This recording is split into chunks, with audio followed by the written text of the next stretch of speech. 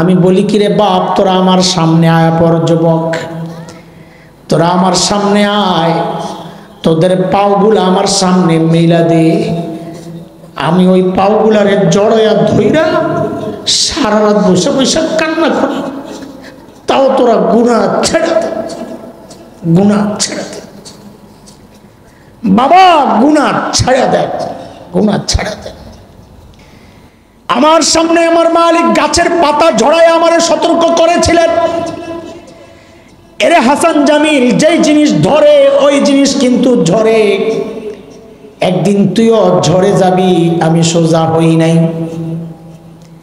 আমার সামনে সূর্য ডুবাইয়া আমার মালিক আমারে সতর্ক করেছিলেন, এরে হাসান জামিল, যেই জিনিস ওঠে ওই জিনিস কিন্তু ডুবে, একদিন তুইও ডুবে যাবি। আমি সোজা হই নাই।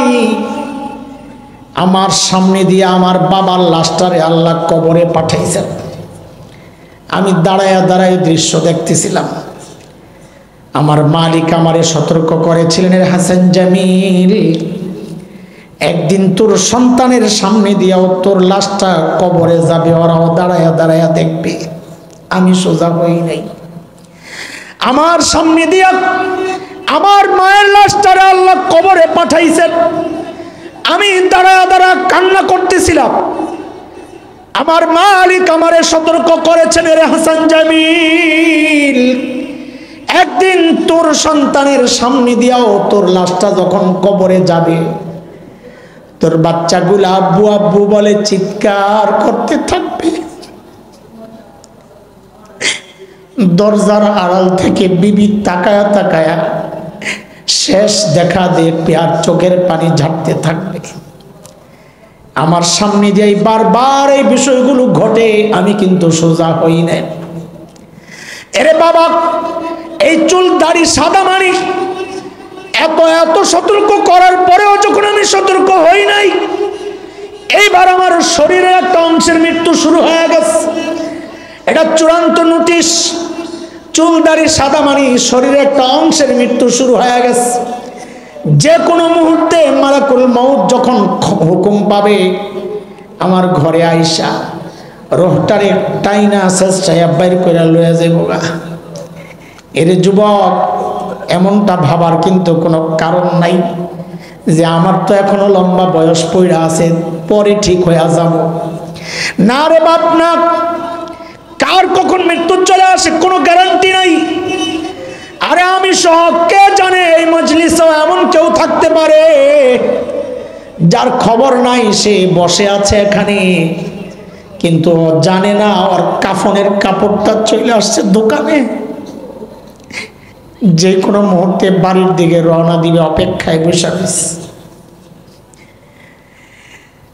এর যুবক, আমি দুর্বল মানুষ, আগেই বলেছি। এত রাত পর্যন্ত বৈশা রয়েছিস রে বাপ, এর চেয়ে ভালো করে বোঝানোর ক্ষমতা আমার নাই। আমার কথাগুলো যদি তোদের হৃদয়ে টাচ না করে, শেষ একটা চেষ্টা তোরা চাইলে ওইটাও আমি করতে রাজি। আমি বলি কি রে বাপ, তোরা আমার সামনে আয় পর যুবক, তোরা আমার সামনে আয়, তোদের পাওগুলা আমার সামনে মেলা দে। আমি ওই পাওগুলারে জড়াইয়া ধইরা সারা রাত বসে বসে কান্না করি, তাও তোরা গুনাহ ছেড়ে দে, গুনাহ ছেড়ে দে বাবা, গুনাহ ছেড়ে দে, গুনাহ ছেড়ে দে। আর কত করবেন বলেন না? আরে এই গুনাহওয়ালা চোখ নিয়ে আল্লাহর সামনে দাঁড়াবো কেমনে বলেন না? এই গুনাহওয়ালা কান নিয়ে মালিকের সামনে দাঁড়াবো কেমনে বলেন? যখন আমার চোখ, আমার কান, আরে এমনকি আমার চামড়া শুদ্ধা আমার বিরুদ্ধে আল্লাহর আদালতে হাত সাক্ষী দিবে, পা সাক্ষী দিবে। কোরআন পড়েন, দেখেন, উপায় কি বলেন? হ্যাঁ, ছাড়েন। কার নাফরমানি চলতেছে? ওই মালিকের, যার এত ভালোবাসা, এত দয়া আমার উপর। আরে কত ভালোবাসেন জানেন না? চিন্তা করেন, আশপাশ দেখেন, বুঝেন। আরে আমি আপনি যখন গুনাহ করি, গুনাহ গুনাহ, দরজা বন্ধ, জানলা বন্ধ, আমার মালিকের কত দয়া মায়া, ভেতরে গুনাহ চলছে, ওই গুনাহ অবস্থায় আমার মালিক দরজার নিচে দিয়ে বাতাস আর অক্সিজেন পাঠায়া দেন আমি যেন মইরা না যাই। ওই মালিকের নাফরমানি চলতেছে প্রতিনিয়ত। আর কত বলেন, করব বলবো, এগুলোর সাথে ইনশাল্লাহ যুক্ত করা কোরআনের নির্দেশ। তাও নির্দেশ দিয়েছেন আল্লাহ তার নবীকে, আমি আপনি কোন চাই? ولا تقولوا لشيء إني فاعل ذلك غدا إلا أن يشاء الله।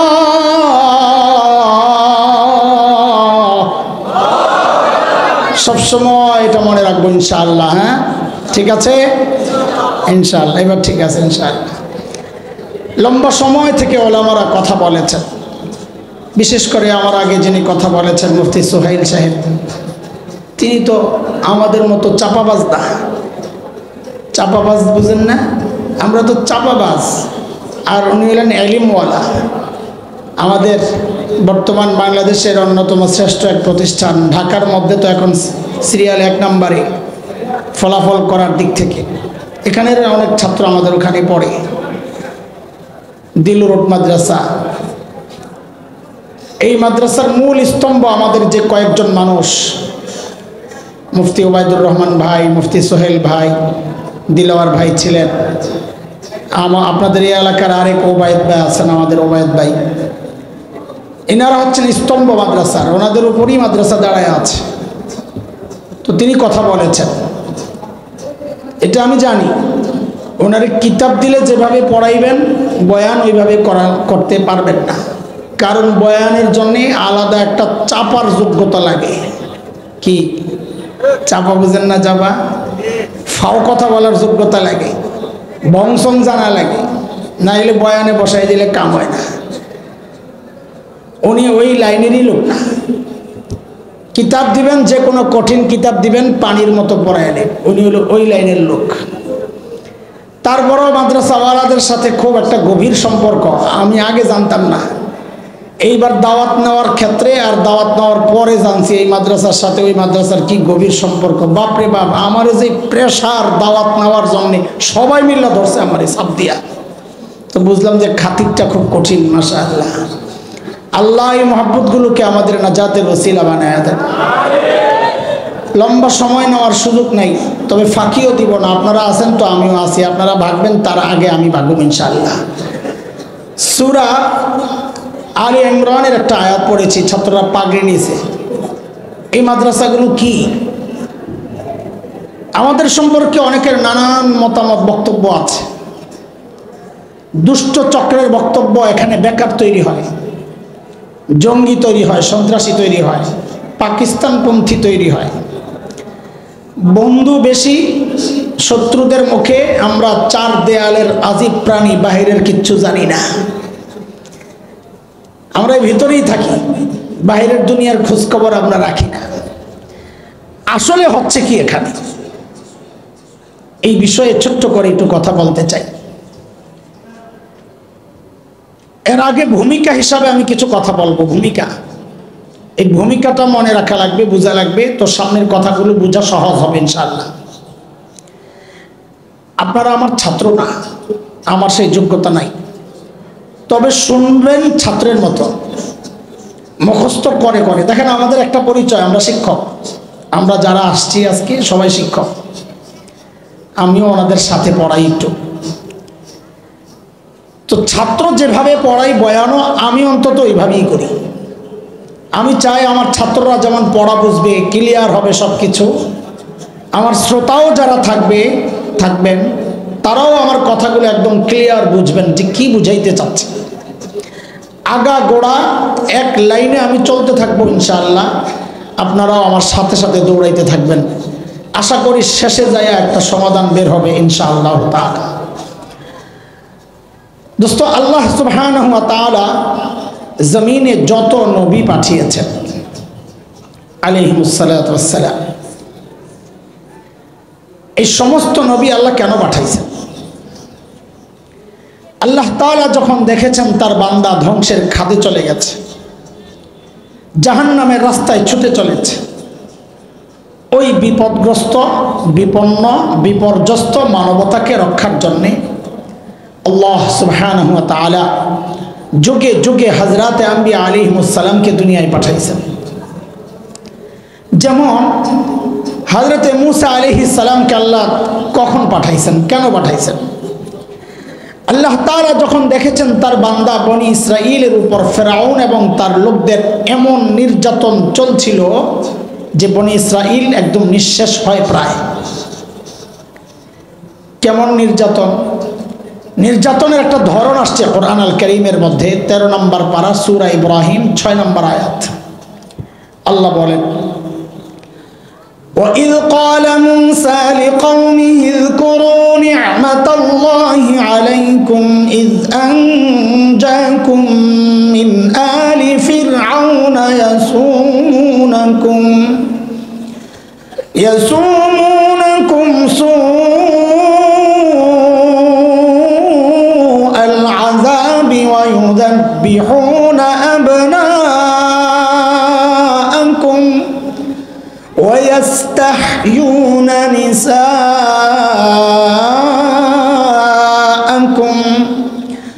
وَفِي ذَلِكُمْ بَلَاءٌ مِّن رَّبِّكُمْ عَظِيمٌ। এই আয়াত আল্লাহ নির্যাতনের ধরন দেখাইছেন। ফেরাউন কি করত? যখন কোনো মেয়ে জন্ম নিত ফেরাউন বাঁচায় রাখত, কিচ্ছু বলতো না।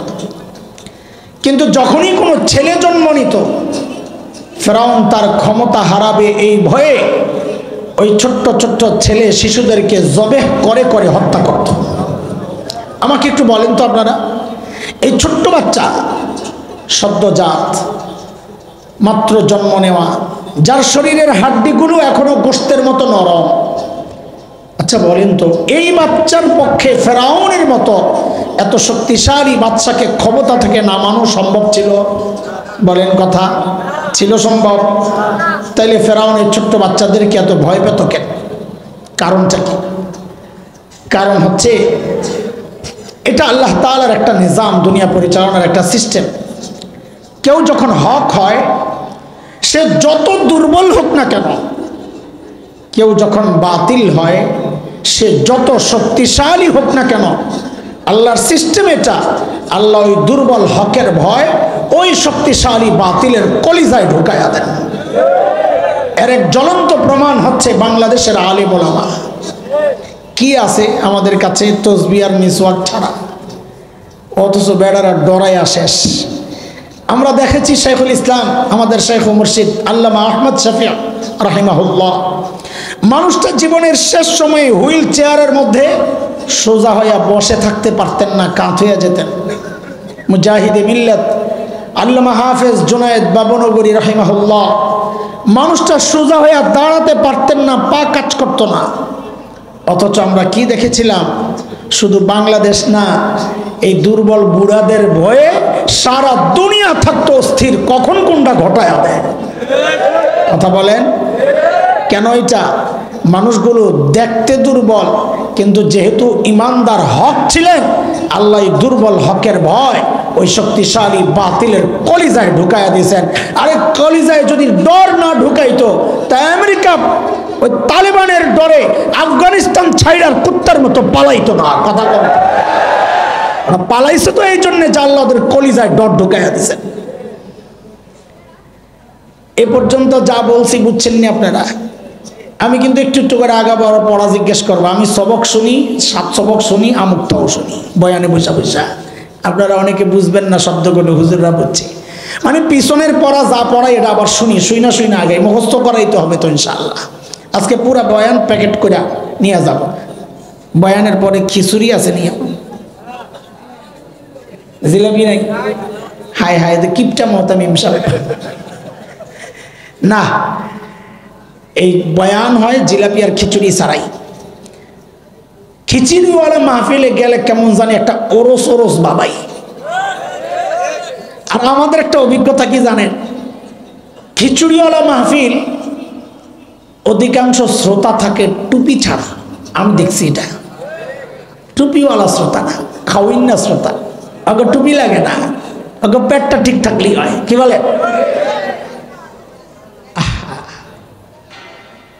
যখন দেখি কোনো মাহফিলে যায় যে খাওন আছে, তো কলিজা এমন এমন করে, কেন যে যা বসা সামনে এটি কি খিচুড়ির কাস্টমার না ওয়াজের কাস্টমার, আল্লাহ জানে। কথা আসে না। কিন্তু যখন শুনি যে ডেক দেখছি নাই, যারা বসছেন কিছু কথা শোনার জন্যই বসছেন, তখন ভাল লাগে, কথা বলতে ভাল লাগে। আলহামদুলিল্লাহ বলেন। খিচুড়ির প্যাকেট মোতামিম সব দেয় নাই, তাতে কি আপনাকে বঞ্চিত করুন না। আজকে আমরা 2টা ওয়াজের প্যাকেট দিয়ে দেবো ইনশাআল্লাহ। কয় প্যাকেট? কয় প্যাকেট? কয় প্যাকেট? হ্যাঁ, নিয়ে যাবেন তো ইনশাআল্লাহ। না আবার আমারই ফালায় গেলে আমার লস নাই, তাড়াতাড়ি যাইতে পারো। আল্লাহ বলেন, 2টা প্রশ্নের জবাব দেন। সর্বশ্রেষ্ঠ রসুলকে বলেন। বলতে দেরি করতেছেন কি? আপনার কোনো সন্দেহ লেগে গেছে নাকি? তো বলেন, চিৎকার করে বলেন। ঠিক আছে না? ঠিক আছে। আরেকটা প্রশ্ন, রোগী যদি ছোট হয়, ধরেন আমার মতো এখন এই মুহূর্তে গলা ব্যথা করতেছে আজকে, এই ছোট্ট রোগের চিকিৎসার জন্য মানুষ যাবে কোথায়? এলাকার ডাক্তার না দেশের বড় ডাক্তার? কিন্তু রোগী যদি বড় হয়, তাও কি এলাকার ডাক্তারের কাছে যাবে না দেশের সবচাইতে বড় ডাক্তারের কাছে যাবে? কত বড়? বলে রোগী যত বড়, মানুষ ডাক্তারও তালাশ করবে তত বড়। ঠিক। এই যে 2 প্রশ্নের জবাব দিয়েছেন, এই 2টারে একসাথে করে আমরা তৃতীয় একটা বিষয় বের করতেছি। সেটা কি?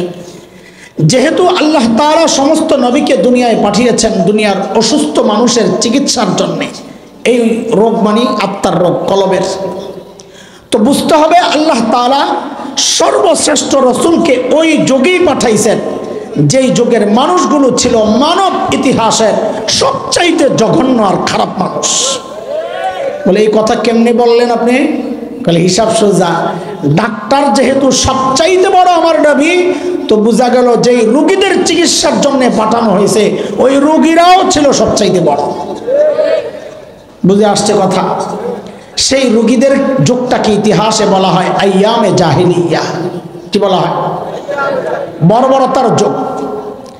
বর্বরতার মাত্রা কতদূর ছিল যাদেরকে ঠিক করতে আল্লাহ সর্বশ্রেষ্ঠ রসুল আনলেন। আল্লাহ ইতিহাস পড়লে দেখবেন শরীরের পশম দাঁড়ায়া যায়, মানুষ এতটা খারাপ কি করে হয়? কি করতো জানেন? একটা পয়সার জন্য মানুষ মানুষকে খুন করে ফেলত। এই মূর্তি পূজা এখন হয় কি হয় না? তখনও হতো। পার্থক্য কি? এখন মসজিদের মধ্যে মূর্তি রেখে পূজা করা হয়, অথচ তখন কাবার চারপাশে ছিল 360 মূর্তি। ঘরের মধ্যে থাকতো আলাদা মূর্তি, মন্দিরে আলাদা, দূরে কোথাও সফরে গেলে পকেটে করে বগলের নিচে করে ছোট্ট একটা মূর্তি সাথে নিয়ে নিত। কেন? রাস্তায় পূজা করার জন্য যদি আবার খোদা না পাওয়া যায়, বান্দা খোদা পকেটে নিয়ে ঘুরে। জন্ম নিয়ন্ত্রণ এখন হয় কি হয় না? একটু কথা বলেন না। হয়, তখনও হতো। পার্থক্য কি? এখন জন্ম নিয়ন্ত্রণ হয়, পেটের মধ্যে বাচ্চা নষ্ট করা হয় অথবা আসতেই দেওয়া হয়। আর তখন জন্ম নিয়ন্ত্রণ হতো বাচ্চা হওয়ার পর দেখতো ছেলে না মেয়ে। যদি দেখছে ছেলে রেখে দিত, আর যদি দেখছে মেয়ে, এটা ছিল বাবার জন্য সামাজিক কলঙ্ক। আমি মেয়ের বাবা, ওই কলঙ্ক থেকে বাঁচার জন্য বাবা নিজ হাতে নিজের কলিজার টুকরা মেয়েকে জীবন্ত দাফন করে দিত। কুরআন আল কারীমের একাধিক জায়গায় আসছে, যেমন 14 নম্বর পারার সূরাতুন নাহল 58-59 নম্বর আয়াত। আল্লাহ বলেন, وَإِذَا بُشِّرَ أَحَدُهُم بِالْأُنثَىٰ ظَلَّ وَجْهُهُ مُسْوَدًّا وَهُوَ كَظِيمٌ يَتَوَارَىٰ مِنَ الْقَوْمِ مِن سُوءِ مَا بُشِّرَ بِهِ أَيُمْسِكُهُ عَلَىٰ هُونٍ يدسه في التراب ألا ساء ما يحكمون।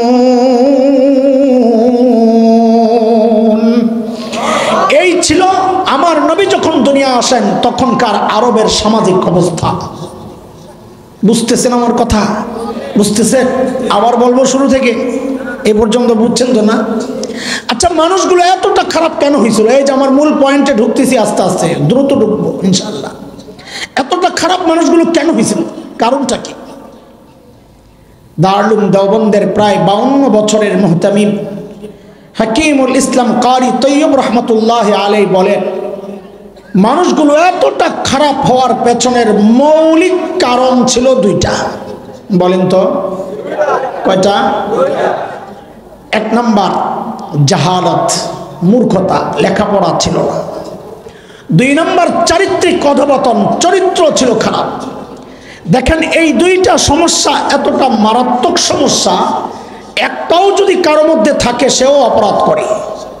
যেমন একজন ইঞ্জিনিয়ার, সে শিক্ষিত না মূর্খ? বলেন তো, লেখাপড়া করছে না করে নাই? বরং আমরা তো জানি যারা খুব ভালো ব্রিলিয়ান্ট ছেলে ওরাই ইঞ্জিনিয়ারিং পড়ে, মেধাবীরা। অথচ গত টার্মে আমরা কি দেখলাম? সরকারি কাজের টেন্ডার পাইছে, ব্রিজ বানাবে। ইঞ্জিনিয়ার সাহেব কি করলেন? ব্রিজ বানাইতে যায়া রডের বদলে বাঁশ ঢুকাইয়া দিস। শুনেন নাই? শুনেন নাই? ও কি জানতো না এখানে রড ঢুকাইতে হয়? লেখাপড়া করছে না তো এই আকামটা কেন করলো? এটা জাহালত না, মূর্খতা না, এটা চরিত্র নষ্টের কারণে এই কাজটা করছে। মুসলমান মাথায় ঢুকান মূল পয়েন্ট। কিয়ামত পর্যন্ত এই সমাজের যত সমস্যা দেখবেন আপনারা, সব সমস্যার পেছনের মৌলিক কারণ এই দুইটা। হয় তার দ্বীনি শিক্ষা নাই অথবা তার চরিত্র নষ্ট। এর বাহিরে কোনো অপরাধ দুনিয়া আপনি দেখবেন না। এই দুইটার মধ্যেই সমস্ত অপরাধ সংঘটিত হয়। বলেন সমস্যা কয়টা? বলেন না? এই মৌলিক দুই সমস্যা ঠিক করার জন্যে, সমাধানের জন্যে আল্লাহ সুবহানাহু ওয়া তাআলা সর্বশ্রেষ্ঠ রাসূল সাল্লাল্লাহু আলাইহি ওয়াসাল্লামকে মৌলিক দুইটা দায়িত্ব আর জিম্মাদারি সমাধান দিয়ে দুনিয়ায় পাঠায়া দিয়েছেন। আমার সাথে একটু বলেন তো সমস্যা কয়টা? দেখেন, আমাদের মূল বয়ানের মূল একদম স্তম্ভ এই দুইটা কথা। এটারে সামনে রেখে আমরা আগাবো ইনশাআল্লাহ। সমস্যা কয়টা? বলেন বলেন। সমাধান দুইটা। বলেন না, সমাধান কয়টা? আবার বলেন, সমস্যা কয়টা? সমাধান। সবাই বলেন, সমস্যা কয়টা? সমাধান। আল্লাহর হাবিব নবুয়ত পেয়ে ঘোষণা দিলেন, ইন্নামা বুইসতু মুআল্লিমা বুইসতু লিউতাম্মিমা মাকারিমাল আখলাক।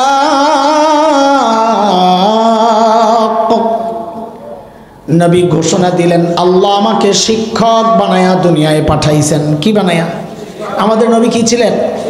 শিক্ষক বানায়া। আল্লাহ কেন পাঠাইছেন? ওই যে এক নম্বর সমস্যা মূর্খতা, ওই মূর্খতা দূর করার জন্যে। তা আমাদের নবী কি ছিলেন? এটা মনে রেখেন, আমি আবার জিজ্ঞেস করবো, আসতেছি ইনশাআল্লাহ। দুই নম্বর নবী বলেন, আল্লাহ আমাকে সর্বোচ্চ উন্নত চরিত্র দিয়ে দুনিয়ায় পাঠিয়েছেন। কেন? আমি যেন ওই চরিত্রহীন মানুষগুলোর পেছনে মেহনত করে করে ওদেরকে মানব ইতিহাসের শ্রেষ্ঠ চরিত্রবান মানুষ বানাতে পারি। আমাকে আবার বলেন, সমস্যা কয়টা? সমাধান। আমাদের নবী যেন কি ছিলেন? শিক্ষক। বলেন বলেন, জোরে বলেন, কি ছিলেন? দেখেন, আমি যেহেতু মাদ্রাসা নিয়ে কথা বলবো এই জন্যে বলছি, কিছু কথা আসবে যারা মাদ্রাসাওয়ালা না তাদের একটু ব্যথা লাগতে পারে হালকা। এখন আপনারাই বলেন, সেই কথাগুলো বলবো না বাদ দিব? হ্যাঁ হ্যাঁ, সবাই তো বলতেছেন না। বলবো? আপনারা কি মনে করছিলেন যে আপনারা মানা করলে আমি বাদ দিব? ভাবটা দেখলাম আপনারা হ্যাঁ বললেও বলবো, না বললেও বলবো। আপনাদের ইচ্ছা মতো কথা বলার জন্য আসি নাই, আমি আমার রবকে খুশি করার জন্য আসছি। বাকি আপনাদেরকে কষ্ট দেওয়ার জন্য কথাগুলো বলবো না, বলছি না ইনশাআল্লাহ। কথাগুলো বলবো আপনাদের হৃদয়ে আফসোসের আগুন জ্বালাইতে, আহারে কি করলাম জীবনে, বাস এটাই। সেটা কি জানেন? আপনারা যারা মাদ্রাসা ওয়ালা না, আপনাদের গর্ব করার মতো অনেক উপলক্ষ আছে। কেউ ডাক্তার, তার গর্ব; কেউ পিএইচডি করা ডক্টর, তার গর্ব; কেউ ইঞ্জিনিয়ার, তার গর্ব; কেউ শিল্পপতি, তার গর্ব; কেউ সমাজপতি, তার গর্ব; কেউ জনপ্রতিনিধি, মেম্বার, চেয়ারম্যান, এমপি, গর্ব; কেউ বাজারের বড় ব্যবসায়ী, তার গর্ব; কারো ছেলে মেয়ে ডক্টর, ইঞ্জিনিয়ার, তার গর্ব; কারো ছেলে মেয়ে ইউরোপ আমেরিকায় থাকে, তার গর্ব। কিন্তু আমরা এই মোল্লা মুন্সিরা, যাদেরকে আপনারা সেকেলে মনে করেন, গাইয়া মনে করেন, খ্যাত মনে করেন, সমাজের বোঝা মনে করেন, চার দেয়ালের বিশেষ প্রাণী মনে করেন, দুনিয়ার বাহিরের খবর রাখি না, আমাদের এত গর্বের উপলক্ষ নাই। তবে একটা উপলক্ষ আছে, ওইটা আপনাদের নাই। ওটা কি জানেন? আমরা এই চার দেয়ালের ভেতরে যাই পড়ি না কেন, সব পড়ার পেছনে গোড়ায় আমার ওস্তাদ, তার ওস্তাদ, তার ওস্তাদ, তার ওস্তাদ হইয়া আমাদের সমস্ত লেখাপড়ার গোড়ায় শিক্ষক মুহাম্মদুর রাসূলুল্লাহ সাল্লাল্লাহু আলাইহি ওয়াসাল্লাম। এটা আমাদের গর্ব। কেমনে একটু বুঝে নেন। বুখারী শরীফের নাম জানেন? শুনছেন? মাশাআল্লাহ। এখন তো শুনবেনই। এখন ওই যে টিপ্পা টিপ্পা মাসালা বের করেন বুখারীর থেকে, হুজুরের বিরুদ্ধে ফতুয়া লাগাইয়া দেন।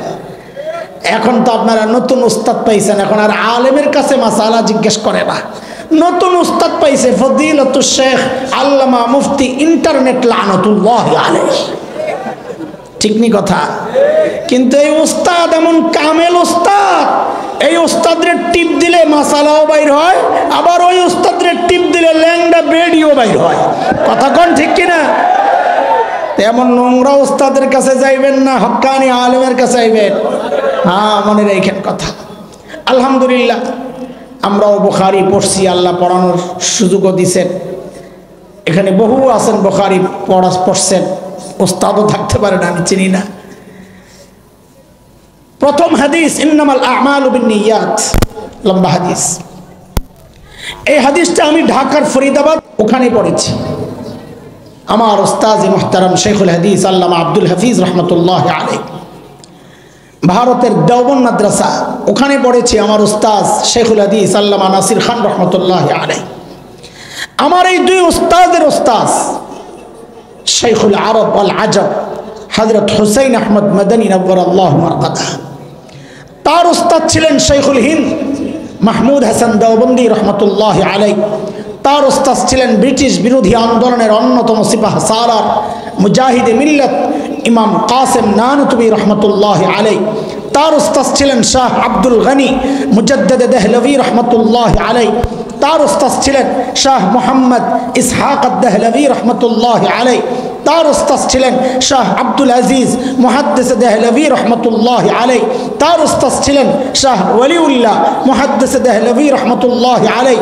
তার উস্তাদ ছিলেন আবু তাহের আল মাদানী রহমতুল্লাহ আলাইহি। তার উস্তাদ ছিলেন ইব্রাহিম কুর্দি রহমতুল্লাহ আলাইহি। তার উস্তাদ ছিলেন আহমদ আল কুশাশি রহমতুল্লাহ আলাইহি। তার উস্তাদ ছিলেন আহমদ আশ-শিন্নাবি রহমতুল্লাহ আলাইহি। তার উস্তাদ ছিলেন মুহাম্মদ আর রমালি রহমতুল্লাহ আলাইহি। তার উস্তাদ ছিলেন জাইনুদ্দিন আল মিসরি রহমতুল্লাহ আলাইহি। তার উস্তাদ ছিলেন আহমদ ইবনে আলী আল হাজার আসকালানি রহমতুল্লাহ আলাইহি। তার উস্তাদ ছিলেন ইব্রাহিম আত-তানুখি রহমতুল্লাহ আলাইহি। তার উস্তাদ ছিলেন আবুল আব্বাস আল হাজ্জার রহমতুল্লাহ আলাইহি। তার উস্তাদ ছিলেন আবু আলী আজ-জুবাইদি রহমতুল্লাহ আলাইহি। তার উস্তাদ ছিলেন আবুল ওয়াক্ত আস-সিজজি রহমতুল্লাহ আলাইহি। তার উস্তাদ ছিলেন আবুল হাসান আদ-দাউদি রহমতুল্লাহ আলাইহি। তার উস্তাদ ছিলেন আবু মুহাম্মদ আস-সারাখসি রহমতুল্লাহ আলাইহি। তার উস্তাদ ছিলেন আবু আব্দুল্লাহ ফিরাব্বি রহমতুল্লাহ আলাইহি। তার উস্তাদ ছিলেন মুহাম্মদ ইবনে ইসমাঈল ইমামে বুখারী রহমতুল্লাহ আলাইহি। তার উস্তাদ ছিলেন হুমায়দি রহমতুল্লাহ আলাইহি। তার উস্তাদ ছিলেন সুফিয়ান ইবনে উয়াইনা রহমতুল্লাহ আলাইহি। তার উস্তাদ ছিলেন ইয়াহইয়া ইবনে সাঈদ আল আনসারী রহমতুল্লাহ আলাইহি। তার উস্তাদ ছিলেন মুহাম্মদ ইবনে ইব্রাহিম আত-তাইমি রহমাতুল্লাহি আলাইহি, তার উস্তাদ ছিলেন আলকামা ইবনে ওয়াক্কাস আল-লাইসি রহমাতুল্লাহি আলাইহি, তার উস্তাদ ছিলেন উমর ইবনুল খাত্তাব রাদিয়াল্লাহু আনহু, তার উস্তাদ ছিলেন মুহাম্মদুর রাসূলুল্লাহ সাল্লাল্লাহু আলাইহি ওয়াসাল্লাম। এটা আমাদের গর্ব।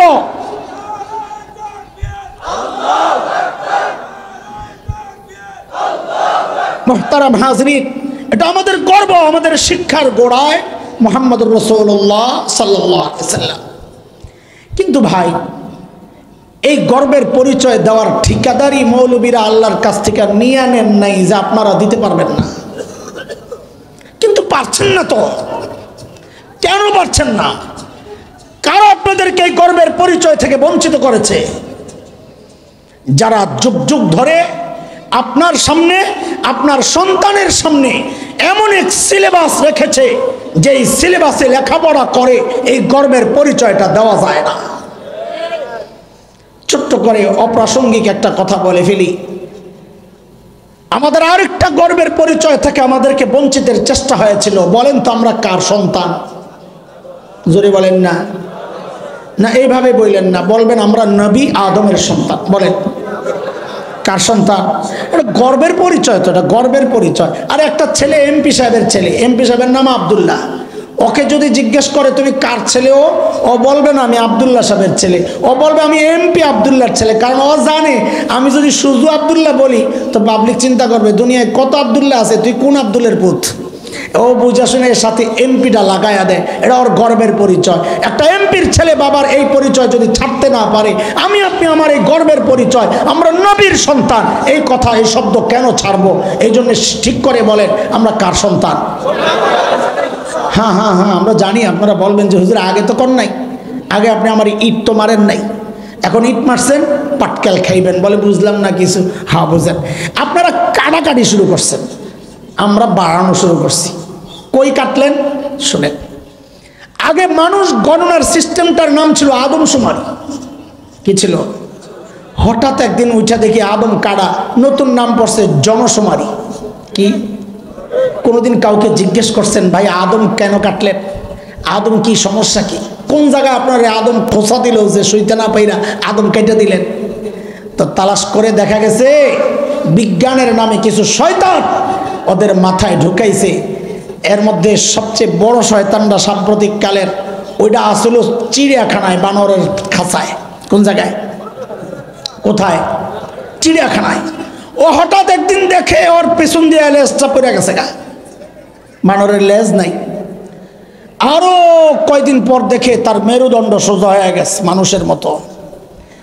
আরো কয়দিন পরে দেখে তার শরীরের সব পশম পইরা সাফান সাফা, শুধু মুষ্টি আছে আর সব পরিষ্কার হয়ে গেছে। কি আছে? শুধু মোষ। ওই দেখে যায় রে আমারও তো পুরা মানুষের মতন দেখা যায়। ও চিড়িয়াখানার গেটের সামনে যায় দিছে এক হুঙ্কার, আই এম জাফর ইকবাল। কি বলছে যাইয়া? কথা বলে না। কি বলছে? I am Jafar Iqbal. আপনাকে পলাতক নেত্রী এই বানরের পোলারে আইনা আপনার সন্তানের সিলেবাস তৈরির দায়িত্ব দিছিল। এখন তো ঠিক কন, তখন কথা কন নাই। ওই শয়তান আমার আপনার সন্তানকে বানরের সন্তান ইতিহাস এই ভাইরাস ঢুকাইতে চাইছিল সিলেবাসে। ওলামাদের প্রতিবাদের মুখে সেদিন কুচক্রীরা পিছু হটতে বাধ্য হয়েছিল। কিন্তু দোস্ত, আমাদের জিজ্ঞাসা আপনাদের কাছে, সব জায়গায় আলেমরা কেন প্রতিবাদ করবে? এটা তো আলেমের প্রতিবাদ করার কথা না। কারণ আলেমের সন্তান এই ঘোড়ার ডিমের সিলেবাস পড়ে না। আলেমের সন্তান তো পাগড়ি নিচে পাগড়ি, অত কালা কালা রাসূলুল্লাহ পড়বে, সিলেবাস পড়ে আপনার সন্তান। প্রতিবাদ আপনাদের করার কথা, আপনারা প্রতিবাদ তো করেন নাই, বরং কোন পোড়া কপাল এই প্রতিবাদী আলেমদের বিরুদ্ধাচরণ করেছেন। এই প্রতিবাদকে রাজনৈতিক বক্তব্য আখ্যা দেওয়ার চেষ্টা করেছেন। দোস্ত, সব জায়গায় রাজনীতি তালাশ করেন না। এটা রাজনীতির বিষয় না, এটা আমার ঈমানের বিষয়, এটা আমার আকীদার বিষয়, এটা আমার চেতনা, আমার অস্তিত্বের বিষয়। এমন চক্রান্ত একটার পর একটা হতেই থাকবে। পশ্চিমা ভারতের 5-6টা গোলামরা আমাদের কাঁধে বসে যায়, একটার পর একটা চেঞ্জ হয়। এমন চক্রান্ত হতেই থাকবে। যদি সামনে এমন ঈমান বিধ্বংসী কোনো চক্রান্ত হয়, আলেমের পিছু নয়, আলেমের মুখ মুখোমুখি নয়, আলেমের বিরুদ্ধাচরণ নয়, আলেমের হাতে হাত রেখে কাঁধে কাঁধ মিলিয়ে মুষ্টিবদ্ধ হাত উঠিয়ে একসাথে উচ্চারণ করতে হবে। হযরত হাফিজ জিরাই জমিনে, শামসুল হক ফরিদপুরের এই জমিনে, আল্লামা আহমদ শফির এই জমিনে নাস্তিকতার চর্চা করতে দেওয়া হবে না, দেওয়া হবে না। ইসলামের শত্রুরা হুঁশিয়ার, সাবধান। ইসলামের শত্রুরা হুঁশিয়ার, সাবধান। মুহতারাম হাজরিন, মনে আসেন না আবার ভুলে গেছে? সমস্যা কয়টা? সমাধান মনে আছে, দেখা যায় না। ঠিক আছে, আল্লাহর হাবিব ওই দুই সমাধান সহ যখন ওই বর্বর আরবদের পেছনে মেহনত করা শুরু করলেন, আহারে বর্বরদের পরিচয় এখন আর বর্বর নাই, পরিচয় পাল্টায়া গেছে। বলে নতুন পরিচয় বলেন, বলে আমি কি বলবো আল্লাহকে জিজ্ঞেস করো, মালিককে জিজ্ঞেস করলাম, মালিক। ওই বর্বরদের নতুন পরিচয় বলেন, আল্লাহ জানায় দিলেন সীমাহুম ফি বুজুহিহিম মিন আসারিস সুজুদ।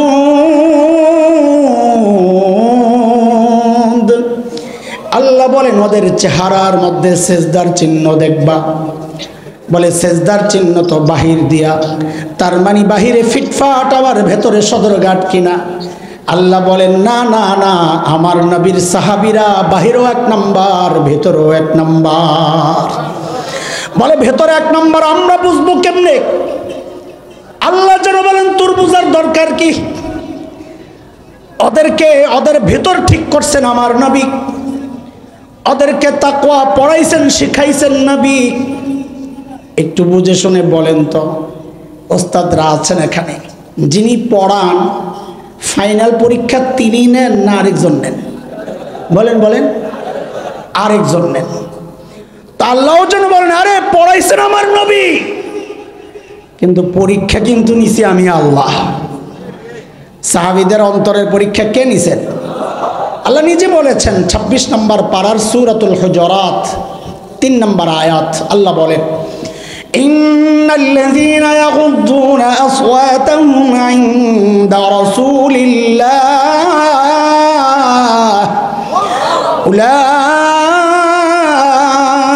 উলাইকাল্লাযীনা ইমতাহানাল্লাহু কুলুবাহুম লিত্তাকওয়া লাহুম মাগফিরাতুন ওয়া আজরুন আযীম।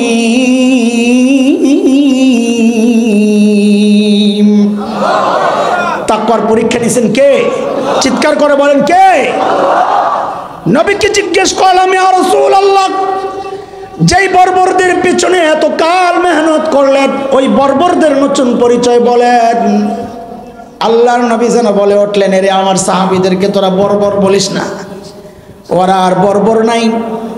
তো বলে নতুন পরিচয়টা বলেন না। তো নবী বলেন খায়রুল কুরুনি কারনি, ওরা আর বর্বর নাই, ওরা এখন মানব ইতিহাসের সর্বশ্রেষ্ঠ মানুষ হয়ে গেছে। চিৎকার করে বলেন না আল্লাহু আকবার। ছিল সবচাইতে খারাপ, এখন হয়ে গেছে সবচাইতে ভালো। আচ্ছা শোনেন, ওই যে প্যাকেট করে লাই, তাহলে আপনাকে নিতে সহজ হবে, রাখতে সহজ হবে, বুঝতে সহজ হবে, পরে মানতে সহজ হবে। এই পর্যন্ত যা কথা বলেছি, সামনে আল্লাহ যা বলাবেন ইনশাআল্লাহ মোট 6 কথার বয়ান। বলেন কয় কথা? ওই পাগড়িওয়ালারা যারা পাগড়ি নিচ্ছ আজকে ভালো করে মুখস্থ কর। কোনো মাহফিলে যায় যদি দেখো যে বক্তা আসতে দেরি হইতেছে, কইবা আমার একটা ওয়াজ মুখস্থ আছে, একটু সুযোগ দিলে কইরা লাই। বুঝে আসছে না? হ্যাঁ, কয় কথার বয়ান? 3 কথা সাহাবীদেরকে নিয়ে। বলেন 3 কথা। আর 3 কথা আমার মতো জাহেলকে নিয়ে। এই 3 কথা দিয়ে 1 প্যাকেট, এই 3 কথা দিয়ে আরেক প্যাকেট, 2 প্যাকেট ওয়াজ নিয়ে আজকে বাড়ি ইনশাআল্লাহ। সাহাবীদেরকে নিয়ে কয় কথা? ওই যে বাচ্চাদেরকে যখন পড়ায় ওস্তাদ, বলো আলিফ, তো বাচ্চা কি বলে? কথা বলে না। ওস্তাদ যখন বলে বা, তো পিচ্ছি কি বলে? তো এবার আমি ওই 3 কথা যেভাবে বলবো ঠিক আমার সাথে হুবহু ওইটাই বলবেন। বলেন ওরা ছিল কি? সবাই না বললে তো কথা শেষ করা যাবে না রে ভাই। বলেন ওরা ছিল কি? ওরা কারা?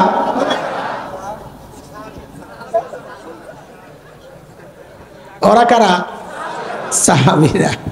তোরা এত অনুসরণ শুরু করছস, মুশকিল হয়ে যাবে শেষে। হ্যাঁ ঠিক আছে, সাহাবীরা। তো বলেন, ঠিক করে বলেন, ওরা ছিল কি? অবাক হওয়ার মতো একটা ভাব আইনা বলেন, হইল কি? আবার আবার ওরা ছিল কি? হইল কি? মাঝখানে ঢুকলো কি? বিষয়টা বুঝেন তো, বলতে মজা লাগবে। ছিল কি? ছিল মানব ইতিহাসের সবচেয়ে খারাপ। এই কথা করতে গিয়ে কন হিসাব সোজা। ডাক্তার যেহেতু সবচাইতে বড়, যাদের চিকিৎসার জন্য পাঠানো হয়েছে, বোঝা গেল ওরা রোগীও ছিল সবচাইতে বড়। তো ছিল কি সবচাইতে? হইল কি সবচাইতে? হাই হাই বলে কি? ও মাদ্রাসাওয়ালারা তো ভালো বুঝবে, আপনারাও বুঝবেন। ক্লাসের সবচেয়ে ফেল করা ছাত্র পিড়ে পুড়ে ভালো করে মেহনত করলেও কোনো রকম পাশ করে। আগে রাসে বই তো ফেল করতো, এখন হজরত মাওলানা মকবুল সাহ হয় কি বেশিতে বেশি মকবুল কোনো রকম পাশ করে, কিন্তু 1 নম্বর তো হয় না। এখানে তো তাই ঘটছে। ছিল সবচাইতে খারাপ, হয়ে গেল সবচাইতে ভালো। কিসের ছোঁয়া এই পরিবর্তন? মাঝখানে কি ঢুকছে? বলে কোরআন আল কারীম। মাঝখানে কি ঢুকছে? সাথে সুন্নাও আছে। সুন্নারে আমরা সংক্ষেপের জন্য বলতে সহজ, এই জন্যই সুন্নারে রাখছি, আছে ভিতরে, মনে রাখেন। তো এইবার ঠিক করে বলেন, ওরা ছিল কি? হইল কি? মাঝখানে ঢুকলো কি? এই তিনটারে এক প্যাকেটে ঢুকাইয়া আলতো একটা গিট্টু লাগান, বেশি জোরে দিয়ে না, একটু পরে আবার খোলা লাগবে, পরে ভেজালে পড়বেন। এমনি রাত হয়ে গেছে অনেক। আমার মতো জাহেলকে নিয়ে 3 কথা। দেখেন, সাহাবায়ে কেরাম যেই পাপাচারগুলো করতেন ওগুলোরে ছাড়ছেন, আর আমরা এই সমাজের মানুষ কি করছি? ওই পাপাচারগুলো শুধু করি না, আরো বেশি মাত্রায় করি। কথা কন। সাহাবায়ে কেরাম যেই কোরআন ধরে সর্বশ্রেষ্ঠ হয়ে গেলেন, আমরা সেই কোরআনকে ছাড়লাম। এটা আমাদের জন্য গর্বের কাজ না আফসোসের কাজ হয়েছে? বলেন, দিল থেকে বললেন, এটা গর্ব করার মতো ব্যাপার না আফসোসের ব্যাপার? তাহলে আমাদের 3 কথা মিলা এলাম। বলেন, ধরলাম কি? কি ধরছি? পাপাচার ধরছি আর কি। বলেন, ধরলাম কি? আফসোসের একটা টোন সুর আইনা বলেন, ছাড়লাম কি? হ্যাঁ, একটু ভাবলেন না? বলেন, ধরলাম কি? ছাড়লাম কি? মুনাজাতের মতো এমন হাত ওঠান, এমন হাত ওঠান। হুজুরকে লাগবো না, ওঠান। ওঠায় কপালে একটা জোরে বাড়ি মারেন, আহারে করলাম কি? না না, এই আহারে মিঠা মিঠা হারে দিয়ে আমার চলবো না এত রাত্রে। এমনভাবে আহারে বলতে হবে যেন উচ্চারণ প্রকাশ করে আপনি কতটা কষ্ট পাইছেন। বলেন, ধরলাম কি? ছাড়লাম কি? আহারে করলাম কি? সিফত আসলে পিটা ছাড়া উচ্চারণ ঠিক মতো হবে না। মাখরাজ কোন রকম আয়া পড়ে, কিন্তু সিফতের বেলায় হুজুর বালা করে না লাগাইলে সিফতের উচ্চারণ আপনারা বুঝবেন না। হুজুর করে কইতেছি, হুজুর একটা লাগাই দিলে সিফত উস্তাদের চেয়ে ভালো হয়ে যায়। আমরা দেখছি। আল্লাহ, কয় প্যাকেট হলো? দ্রুত দ্রুত কথা শেষ করতে হবে। কয় প্যাকেট? ডান পাশে কাদেরকে নিয়ে কয় কথা? সাহাবীদেরকে নিয়ে কয় কথা? কয় কথা? কি ওরা ছিল কি? হইল কি? মাঝখানে দেখেন, ছিল কি বলা হয়েছে? 1 পয়সার জন্য যারা মানুষ খুন করত। ছিল কি? মূর্তি পূজা যেন মিস না হয়, সফরে যাওয়ার সময় বগলের তলে করে মূর্তি নিয়ে যাইত। ছিল কি? সামাজিক কলঙ্কের চিন্তা বাবা নিজের মেয়েকে নিজ হাতে জীবন্ত দাফন করত। সেই মানুষগুলাই, অন্য কেউ না, সেই মানুষগুলাই কোরআনের শিক্ষা পায়া, আল্লাহর নবীর মহান চরিত্র আদর্শের দীক্ষা পায়া, সেই মানুষগুলাই হইল কি? একটু দেখি আসেন, ছোট্ট অল্প সময়ের মধ্যে আমরা ফিনিশিং এর দিকে যাব। হইল কি দেখেন, ওই মানুষগুলাই আল্লাহর নবীর এক সাহাবী, একজনের গল্পই শোনায় আপনাদেরকে ছোট্ট করে। হযরত সাঈদ ইবনে আমির আল জুমাহি রাদিয়াল্লাহু আনহু, আরবি সাহিত্যের একটা চমৎকার কিতাব আছে, অনেক মাদানী নেসাবের মাদ্রাসায় পড়ায়, নাম হলো সুয়ারুম মিন হায়াতিস সাহাবা। ওই কিতাবের প্রথম ঘটনা এটা, কাজে আজগুবি কোনো গল্প শোনাচ্ছি না আপনাদেরকে। হযরত সাঈদ ইবনে আমির আল জুমাহি মুসলমান হয়েছেন একটু দেরিতে, হিজরতের বেশ পরে। দেরিতে মুসলমান হলে কি হবে দোস্ত? ঈমান ছিল বড় পাক্কা। কতটা পাক্কা একটা ছোট্ট গল্প উদাহরণ শুনলে বুঝবেন। হযরত ওমর যখন খলিফা, বলেন তো ওমর নরম না গরম? কেমন গরম?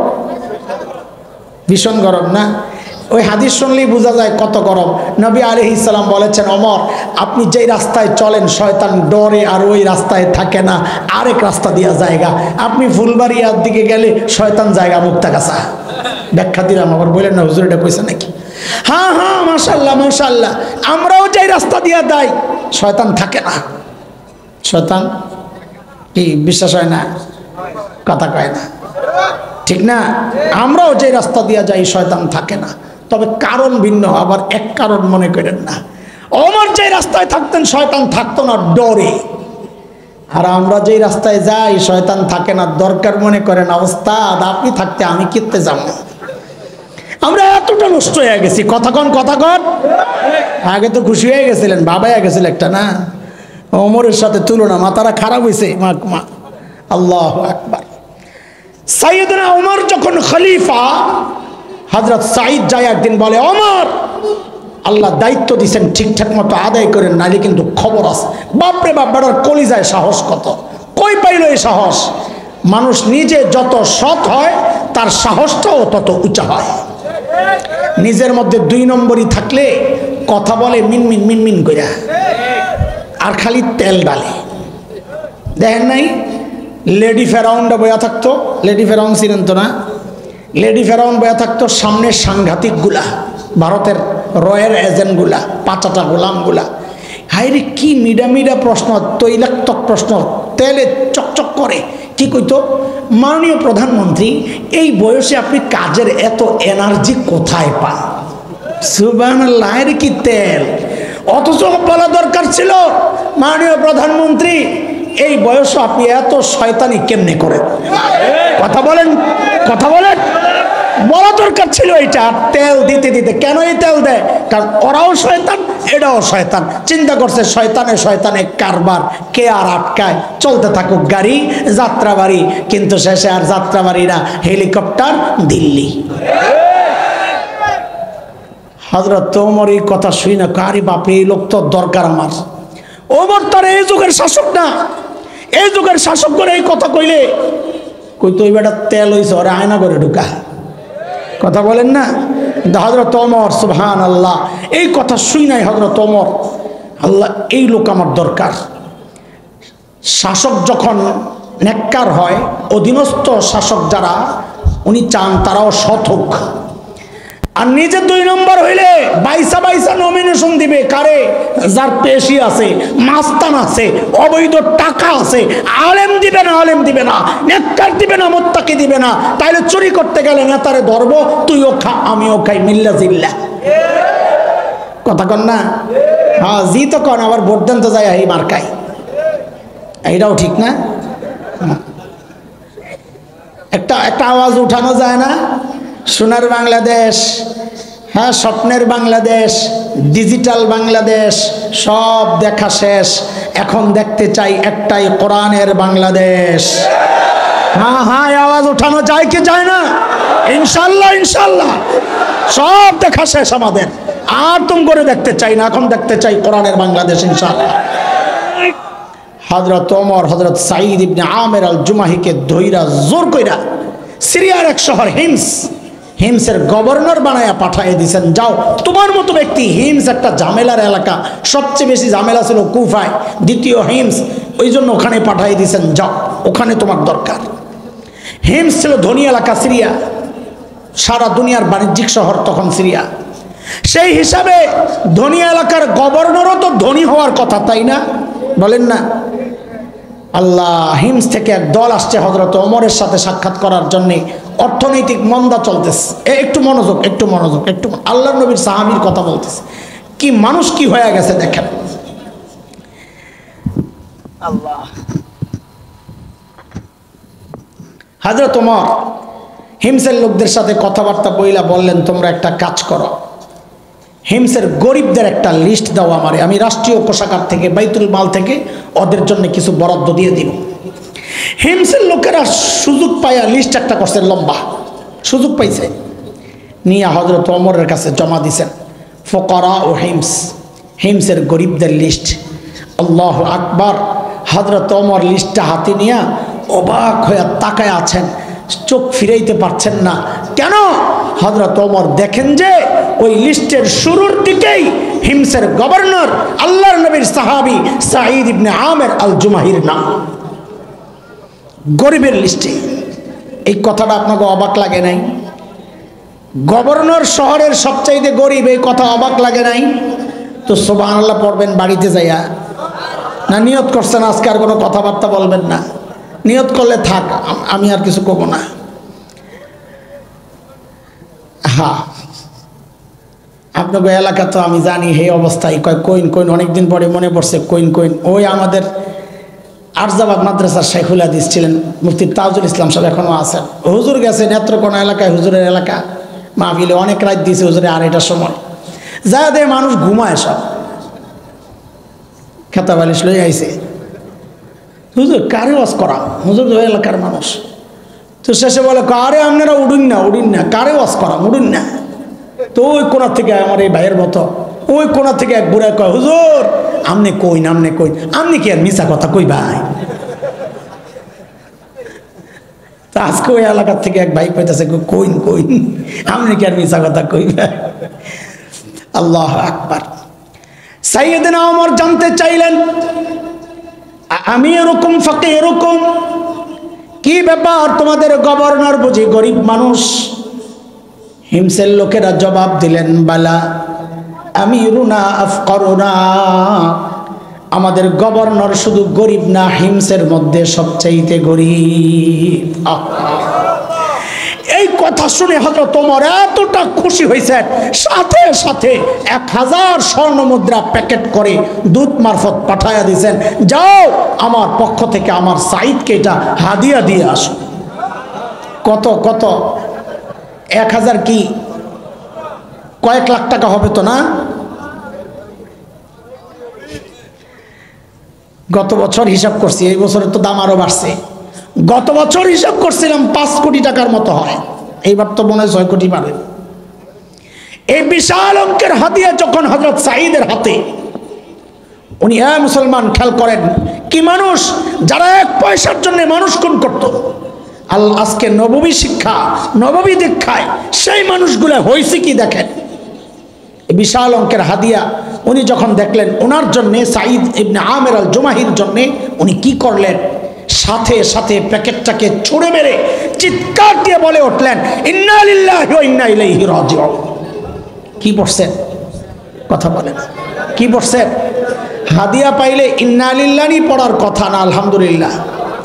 আপনারা কি পড়তেন জানি না, আমার ইমানের যে হালত, এমন একটা পোটলা পাইলে আমি ভিতরে যাইয়া জামাতের সাথে আলহামদুলিল্লাহ পড়তাম। জামাত তো বুঝেন, বউ বাচ্চারা লইয়া আর কি। বিশ্বাস না হইলে দিয়া দেখেন একটা পোটলা। কি করি? আল্লাহ আল্লাহর নবীর সাহাবী কি বলছেন বলেন, তাড়াতাড়ি বলেন, কথা গুছাইতে হবে। কি বলছেন? কি বলছেন? এমন ভাবে ইন্না লিল্লাহ পড়ছেন, বউ তো ভেতর থেকে ভয় পায় গেছে। আরে না জানি কোন দুঃসংবাদ নিয়ে আসছে, মদিনা থেকে দূত আসছে। সাথে সাথে জানতে চাইলেন আকুতিলা উমর ইবনুল খাত্তাব, কি ব্যাপার এইভাবে ইন্না লিল্লাহ কেন পড়লেন? সাইয়েদনা ওমর বুঝি শহীদ হয়ে গেছেন। হযরত সাঈদ জবাব দেন না না, ঘটনা তা না, বরং তার চেয়েও আরো মারাত্মক খবর। খবর আরো। বউ আবার জানতে চাইলেন আকুতিলাল মুসলিমুনা ফি মারিকাত, তাইলে কি কোনো যুদ্ধে মুসলমান ব্যাপকভাবে শহীদ হয়ে গেল কিনা? হযরত সাঈদ জবাব দেন না না, ঘটনা তাও না, বরং তার চেয়েও মারাত্মক ঘটনা আরো। এইবার তো বউ ডরায় গেছে, আল্লাহ রে, না জানি আমার জামাইয়ের কল্লাটা নিতে পাঠাইছে, এর চেয়ে মারাত্মক ঘটনা আর কি হবে? আরে বলেন না, কেন এইভাবে ইন্না লিল্লাহ পড়লেন? ও উলামা তলাবা শুনেন, জুহুদের ওয়াজ করা যায়, সাহাবীর মতো জাহেদ দুনিয়া বিমুখ হওয়া যায় না। কেন ইন্না লিল্লাহ পড়লেন? হযরত সাঈদ বলতেছেন উদখিলাত আলাইয়া দুনিয়া লিতুফসিদা আখিরাতি, আরে আমার ঘরে দুনিয়া ঢুকায় দেওয়া হয়েছে আমার আখিরাতকে বরবাদ করার জন্য। সাথে সাথে বিবিকে বললেন, আমি চাই মদিনার দুধ আমার ঘরে থাকতে থাকতে এই 1000 স্বর্ণ মুদ্রা তুমি হিমসের গরিবদের মধ্যে বিলাইয়া দিবা। কি বুঝলেন? শাসক যখন ইমানদার নেককার হয়, মুত্তাকি হয়, তো নিজের বরাদ্দের টাকাটাও জনগণকে দিয়া দেয়। আর শাসক যদি দুর্নীতি পরায়ণ হয়, মাস্তান চাঁদাবাজ হয়, সন্ত্রাসী লুটেরা হয়, তো জনগণের রাস্তার টাকা মাইরা বিদেশ যায় বাড়ি বানায়। কথা কন ঠিক কিনা? ঠিক তো কন, কিন্তু ভোট তো আবার হ্যাঁ এই তারিখে হবে না ইনশাআল্লাহ, ইনশাআল্লাহ, ইনশাআল্লাহ। আল্লাহ বউরে যখন কইছে সব দিয়া দাও, ভাই বউ তো আর আমাদের বউ না, আপনাকে বউর কথা কমো না। যেই সিপা চাপা দিয়ে আইসি কোন বিপদে পড়ি দৌড়ানি খাইয়া, আমারটার কথা কই সামনে নাই, সমস্যা নাই। আমারটারে যদি কইতাম সব দিয়া দাও, একটা ভেসকি যে মাল লইলে আমারে বুঝুন কি দেখায় সব দিয়া লাইব। আরেকজন কয় ঠিক। বেশি পিড়াপিড়ি করলে বলতো কি 2 ভাগ করেন, অর্ধেক আপনার অর্ধেক আমার। আমারটা থাক, ঘরে কত কাম আছে, আপনি একটা আল্লাহর রাস্তায় দিয়ে দেন, অনেক সওয়াব হবে। কিন্তু বউ তো হাসান জামিলের বউ না রে, বউ তো সাহাবীর বউ। কার বউ? কার বউ? সাহাবীর বউ। জুয়ান পোলাপাইন যারা এখনো বিয়া করস নাই, একটা সবক শিখাইয়া যায়, বোনেরা হিস, এটা মুখস্থ কর আমার সাথে সাথে। বল, জেসকার লগে তেসকা। আরে বল বল, কাজে লাগবে, কাজে লাগবে। বল জোরে কর, শর্মাইস না, মাথা নিচের দিকে দিয়া কয়ালা। জেসকার লগে ক, জেসকার লগে তেসকা মানে কি? মানে তুই যেমন আইব এমন। আমার কাছে যায় বলাবেন, হুজুর কিসে রে? আমার বিয়া কে জানি আটকায় রাখছে। তোর বিয়া কেন আটকাইব? কাল্লাই জানে হুজুর, কেউ নষ্ট করছে। আমি কেমনে পাবি? আটকায় রয়েছে আরেক জায়গায়। কোনটা? আমি তুই নিজে 2 নম্বর আর বউ তালাশ করে রাবেয়া বসিয়া, অধিকাংশের অবস্থায় নিজে সারা রাত চ্যাট করে আর বউ চায় তাহাজ্জুদওয়ালা। এত সোজা রে তুই 2 নম্বর। আল্লাহ বুঝি নেককার মেয়েটারে তোর কাছে পাঠায়, মেয়েটার উপর জুলুম করবে। তুই জেসকা, তোর লেগে আল্লাহ তেসকাই পাঠাই। তুই যেমন আল্লাহ পাঠাইব এমন। এটা আমার কথা না, এটা কোরআনের কথা। ওলামাদেরকে জিজ্ঞেস করে দেখ। আল খাবিসাতু লিল খাবিসিনা ওয়াল খাবিসুনা লিল খাবিসাত আত-তাইয়িবাতু লিত-তাইয়িবিনা ওয়াত-তাইয়িবুনা লিত-তাইয়িবাত উলাইকা মুবাররাউনা মিম্মা ইয়াকুলুন লাহুম মাগফিরাতুন ওয়া রিজকুন কারীম। তুমি যেমন চাও নিজে এমন হও, সোজা কথা। আল্লাহর নবী যেমন, সাহাবী যেমন, সাহাবীর বউ আল্লাহ মিলাইছেন এমন। যেই কইছে সব দিয়া দাও, হযরত সাঈদ ইবনে আমির আল জুমাহির বিবি নিয়া সাথে সাথে সব দিয়ে দিস। ওহো, দূত, মদিনার দূত বৈশা বৈশে সব কাহিনী শুনতেছে আর দেখতেছে, আর মনে মনে চিন্তা করতেছে, কই আসলাম? এরা মানুষ না ফেরেশতা? এরা মানুষ না ফেরেশতা? দ্রুত ফেরত গেছেন মদিনায়। হযরত ওমরের কাছে যখন সব গল্প শোনাইলেন, আল্লাহ, হযরত ওমর এতটা খুশি হইলেন, এতটা খুশি হইলেন। বিসমিল্লাহ।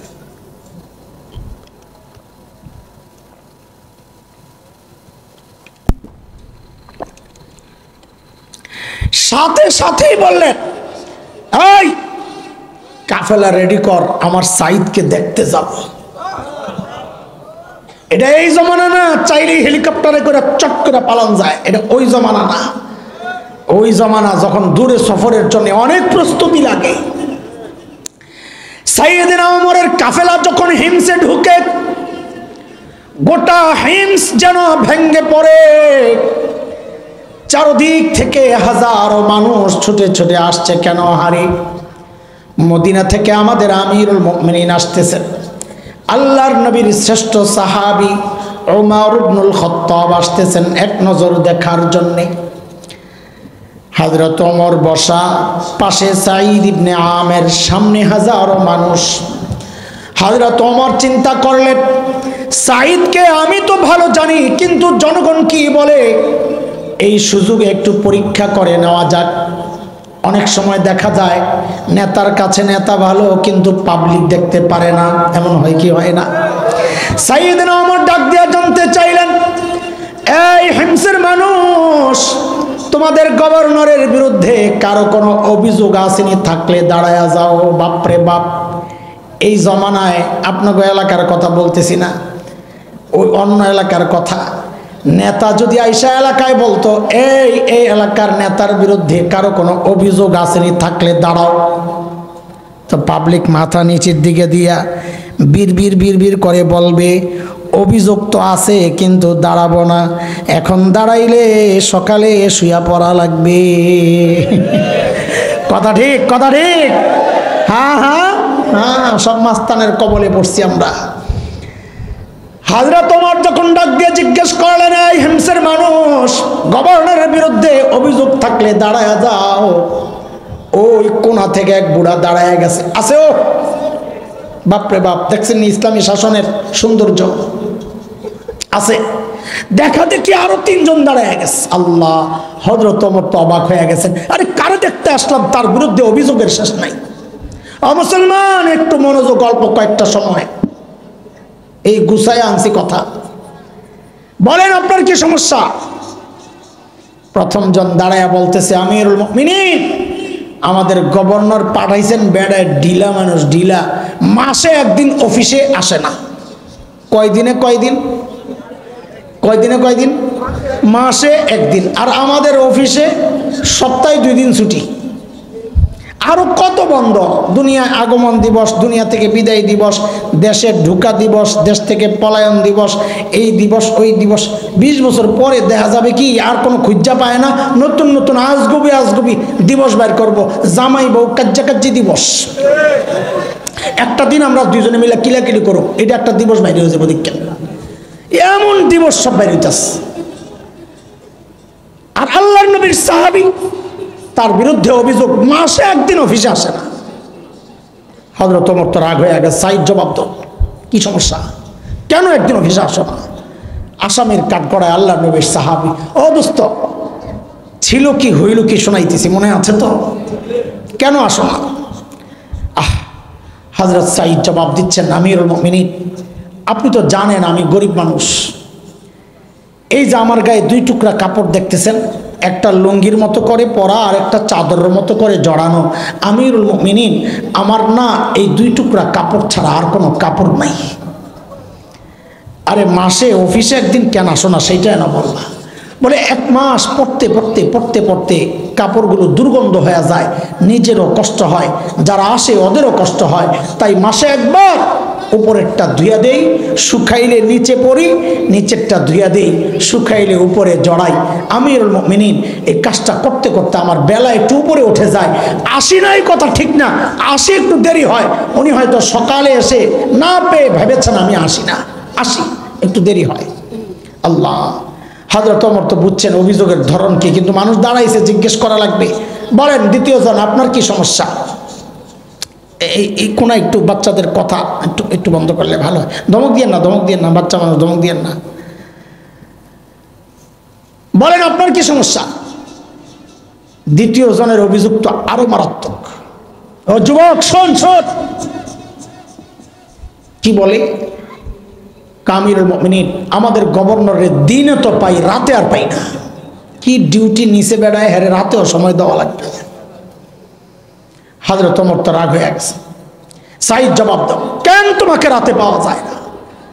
আল্লাহর নবীর সাহাবী আসামির কাঠগড়ায়, আমিরুল মুমিনিন, এটা একান্ত বিষয় ছিল, প্রকাশ করার মতো ছিল না। এখন প্রশ্নের মুখে পড়েছি, প্রকাশ না করেও তো পারছি না, কেন আমারে রাতে পাওয়া যায় না? আমিরুল মুমিনিন, কাসামতু হায়াতি বাইনা রব্বি ওয়া বাইনা ইবাদি। আমিরুল মুমিনিন, জীবনটারে 2টা ভাগ করছি। 1 ভাগ রাতটা আমি আমার মালিককে সময় দেই, আরেক ভাগ দিনটা মালিকের বান্দাদেরকে সময় দেই। আরে কাদের কথা শোনাচ্ছি? মূর্তি পূজা যেন মিস না হয়, বগলের নিচে করে যারা মূর্তি নিয়ে যাইতো, এখন তাদের পরিবর্তিত জীবনটা রাতটা মালিকের জন্যে, দিনটা মালিকের বান্দাদের জন্যে। কোথায় আছি আমরা? অবশ্য সাহাবায়ে কেরাম বেকার থাকতেন তো মালিকের টাইম দেওয়ার অনেক সময় পাইতেন। আমরা তো ব্যস্ত মানুষ, আমাদের মালিকের টাইম দেওয়ার সময় কোথায়? ঠিক না? আমরা ব্যস্ত, আমাদের কাজ আছে না, সংসার, পরিবার, সমাজ, ব্যবসা বাণিজ্য, ক্ষেত খামার, রাজনীতি, কত কিছু। মালিককে টাইম দেওয়ার সময় কোথায়? আমরা ব্যস্ত মানুষ না। অথচ এই হায়াতের একটা ভাগ ফেসবুক কিন্তু ঠিকই পায়, এই হায়াতের একটা ভাগ ইউটিউব কিন্তু ঠিকই পায়, এই হায়াতের একটা ভাগ খেলোয়াড় পায়, গায়ক গায়িকা পায়, নায়ক নায়িকা পায়। পায় না কেবল আমার মালিক। মালিকের টাইম দেওয়ার সময় আমার হাতে নাই। ওরে আল্লাহর বান্দা, কসম করে বলছি যুবক, খোদার কসম খায় বলছি, টাইম একদিন আসবে, করার থাকবে না কিচ্ছু। সেদিন শুধু চিৎকার করে করে কানবো আর বলবো, ইয়া লাইতানি কদ্দামতু লিহায়াতি। আরে সময় মতো যদি একটু পুঁজি বানায় আসতাম তো আজকে আর এই বিপদে পড়া লাগে না।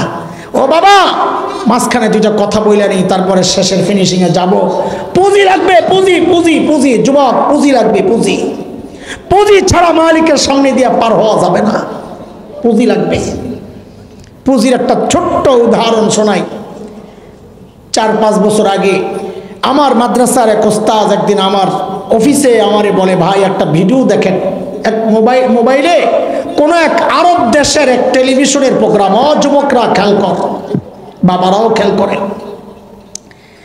একটা সাক্ষাৎকার, একটা ছোট্ট বাচ্চার ইন্টারভিউ নিচ্ছে একজন, প্রশ্ন করে উত্তর দেয়। বাচ্চাটার বয়স বড়জোর 13-14 হবে।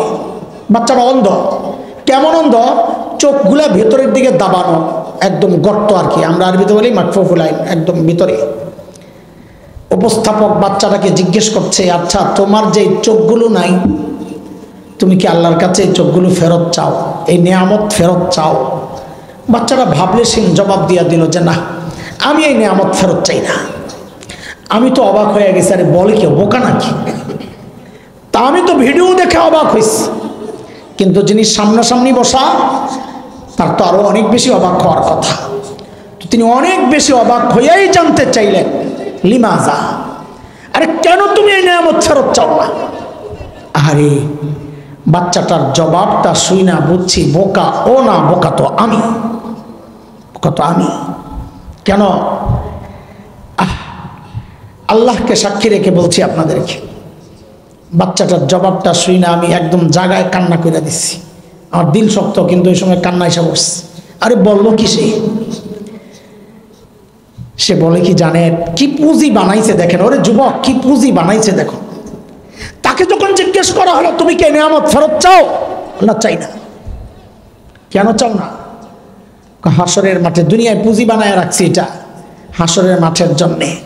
বলে মানি, যখন হাসরের মাঠে ডাক পড়বে একে একে, আসো, কার কি পুঁজি আছে নিয়ে আসো।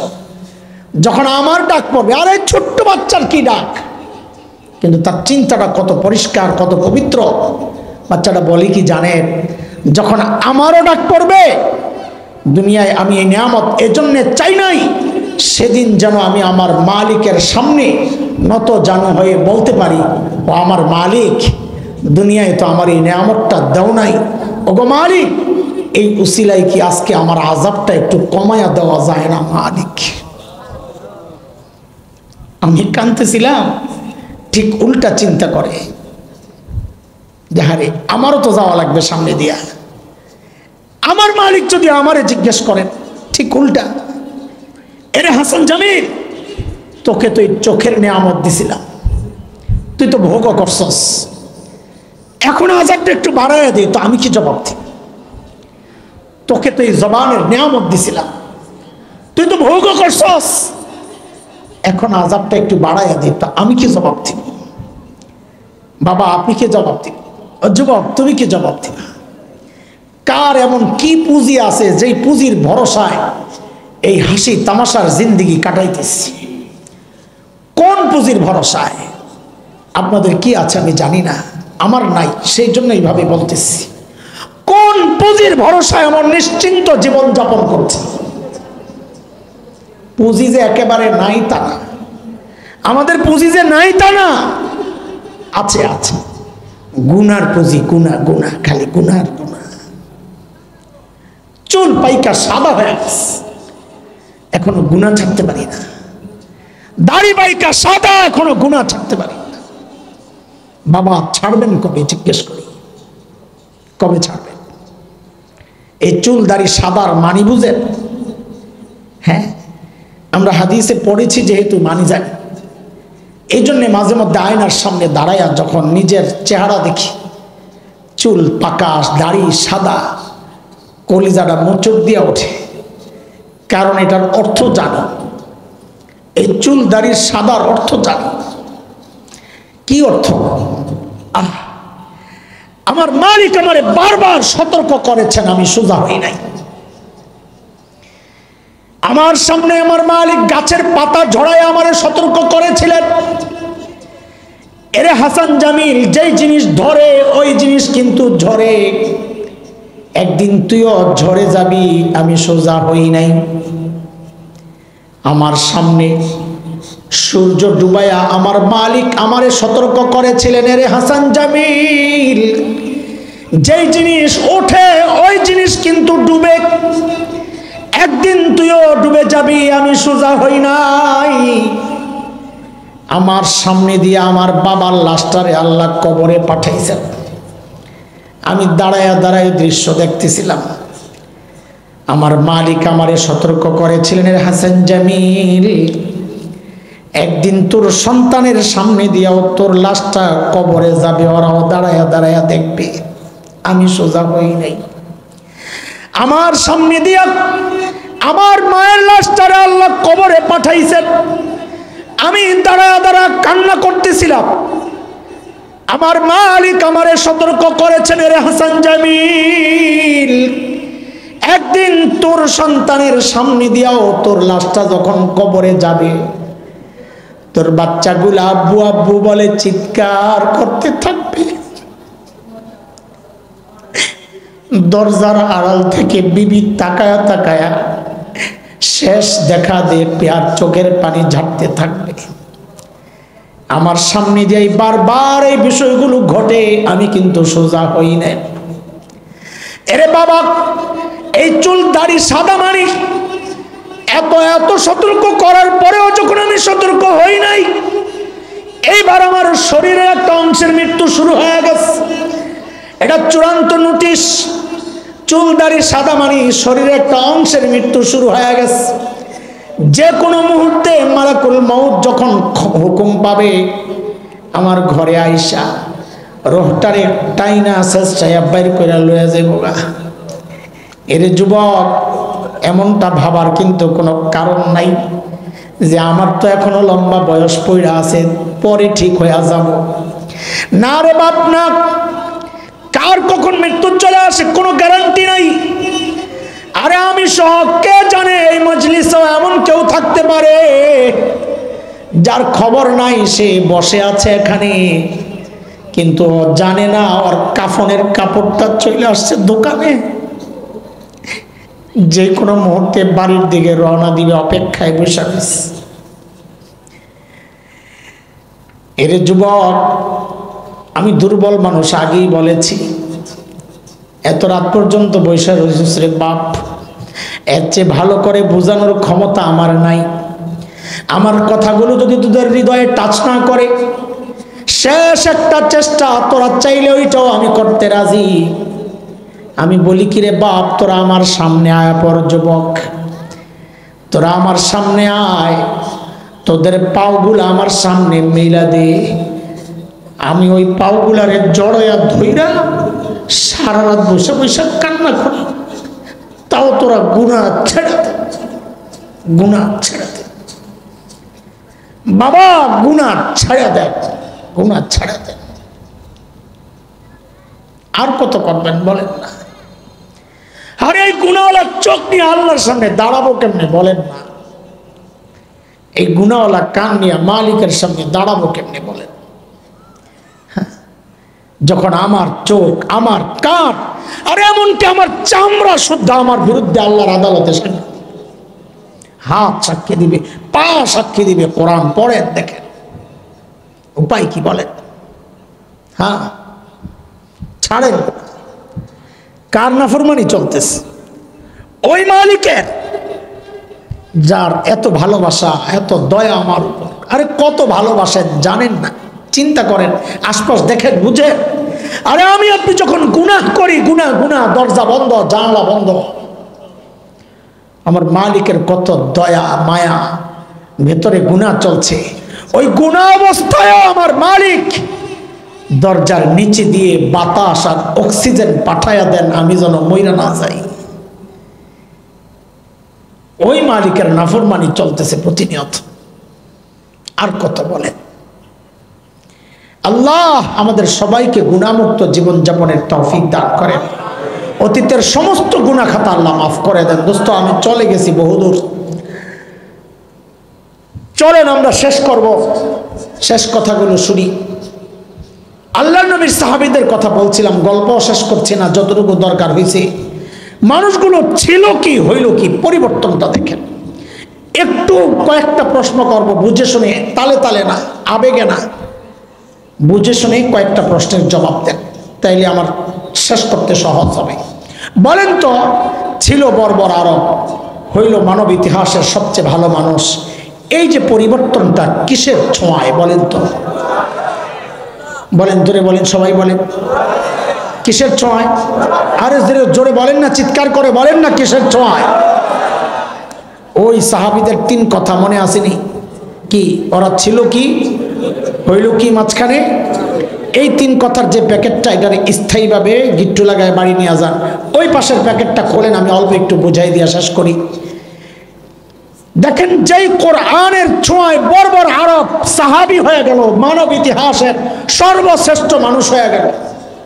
ওই কোরআন কি দুনিয়া এখন আছে না আল্লাহ উঠায় নিছে? আছে। ও, আসলেই আছে। তো দুর্বল হয়ে গেছে মনে হয়, পাওয়ার কমে গেছে কোরআনের, আগের মতোই। তাইলে 2টা প্রশ্ন করি আপনাদেরকে, আয় খেয়াল করেন, মনোযোগ আছে? শেষ, কয়েক মিনিট লাগবে, শেষ। মনোযোগ আছে? 2টা প্রশ্ন করি। 1 নাম্বার, যেই কোরআন ধরে বর্বর আরব সর্বশ্রেষ্ঠ মানুষ হইলেন, এতক্ষণ আমরা বুঝাইলাম, আপনি কি বুঝেছেন যে কোরআন একমাত্র মাধ্যম, যে মাধ্যম মানুষকে সর্বশ্রেষ্ঠ মানুষ বানায়? এটা কি বুঝেছেন? এটা কে কে বিশ্বাস করেন যে কোরআন মানুষকে সর্বশ্রেষ্ঠ মানুষ বানায়? এটা কে কে বিশ্বাস করেন? দেখে হাত ওঠা। আল্লাহু আকবার। হাত নামান, উঠেন না, উঠেন না। আসল কথাই তো বললাম না এতক্ষণে, এই যে বুঝাইয়া এই পর্যন্ত আনলাম, কেন এই কথাগুলো বললাম এটা না শুনলে তো এতক্ষণ কি করলেন? বাজার করলাম, রানলাম আপনার জন্যে, এখন আপনি যদি না খায়া যান গা তো কেমন হয়? কেমন হয়? আমার এক সাগরেদ আছে মুক্তাগাছা, আজকে অনেক দিন ধরে দাওয়াত দিয়ে রাখছে, হুজুর ওই এলাকায় যখন আপনি যাইবেন আমার বাসায় খাইবেন। আমি ঠিক আছে। আজকে জ্যামের কারণে আউলে জল হয়ে গেছে টাইম, ওরে কইছি যে আমি মন খারাপ, তোর অবস্থা দেখা কইছি যা, বয়ান শেষ করে যাওয়ার সময় খাইয়া যাবো, কারণ কষ্ট পাইব, এত আশা করে করছে। তো এত কিছু কইরা আপনার এই পর্যায়ে আইনে এখন যদি না খাইয়া যান গা তো আমার কষ্ট লাগবে না? হ্যাঁ, কেন এতক্ষণ বসছেন? মূল প্রসঙ্গই তো রয়ে গেল। 1 নম্বর প্রশ্ন, আমরা কি আমাদের সন্তান পরিবারের সদস্য সবাইকে সর্বশ্রেষ্ঠ মানুষ বানাতে চাই? কে কে চাই দেখি হাত উঠাই। আল্লাহু আকবার, মাশাআল্লাহ। হাত নামান, তাড়াতাড়ি নামান, মনে রাখেন কোন জায়গায় হাত উঠাইছেন। আরেকটা প্রশ্ন, 2 প্রশ্ন করছি। একটা হইল কোরআন মানুষকে সর্বশ্রেষ্ঠ মানুষ বানায়, এটা তো বিশ্বাস করেন না? হাত উঠাইছেন না? নিজের সন্তানকে সর্বশ্রেষ্ঠ বানাতে চান, হাত উঠাইছেন না? কিন্তু সমাজ বাস্তবতায়, আমি গায়েব জানি না, সমাজ বাস্তবতায় বলছি, এখানে এমন অনেক পাওয়া যাবে যারা এই 2 কথায় সত্য বলেন নাই, মিথ্যা বলেছেন। বলে কেমনি মিথ্যা বললাম? তো শুনেন, আপনারা বলেছেন কোরআন একমাত্র মাধ্যম, যে মাধ্যম মানুষকে সর্বশ্রেষ্ঠ মানুষ বানায়। আবার আপনারাই বলেছেন নিজের পরিবার সন্তানকে সর্বশ্রেষ্ঠ মানুষ বানাতে চান। আপনার দুই কথায় যদি আপনি সত্যবাদী হন, সন্তানকে সর্বশ্রেষ্ঠ মানুষ বানাতে চান, এই কথায় যদি সত্যবাদী হন, তা আপনিই তো বলেছেন সর্বশ্রেষ্ঠ বানায় কোরআন, তাহলে তো সন্তানকে সর্বশ্রেষ্ঠ বানানোর জন্য কোরআনই প্রতিষ্ঠান মাদ্রাসায় পাঠানোর কথা ছিল, ওখানে না পাঠাইয়া সর্বশ্রেষ্ঠ বানাইতে আপনি পাঠাইলেন কোথায়? তার মানে মিথ্যা বলেছেন। শেষ, কষ্ট দেওয়ার জন্য না, শেষ।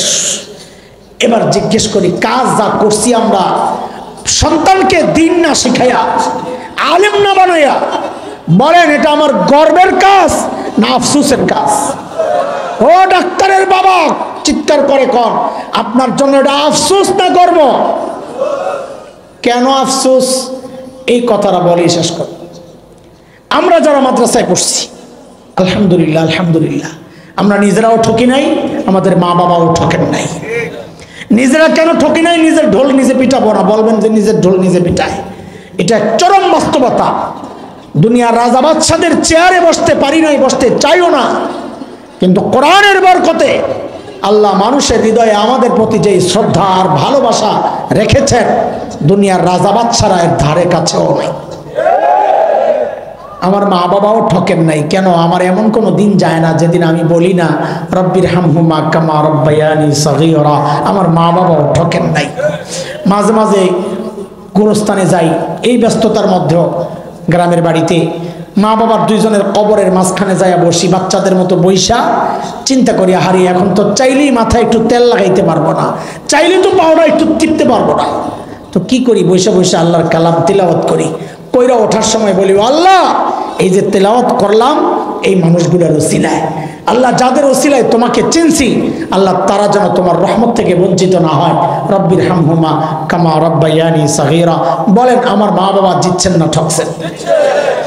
আপনারা যারা সন্তানকে দিন শেখাচ্ছেন না, আপনারা যে ঠকছেন, দুইটা কথা, দুইটা দলিল আমার ছোট্ট। এক নম্বর, মৌলবীর কথা না, পত্রিকাওয়ালাদের রিপোর্ট, উচ্চ শিক্ষার হার যত বাড়ছে, সন্তানের সাথে বাবা মায়ের দূরত্বটাও তত বাড়ছে। এই কথা কি মিথ্যা?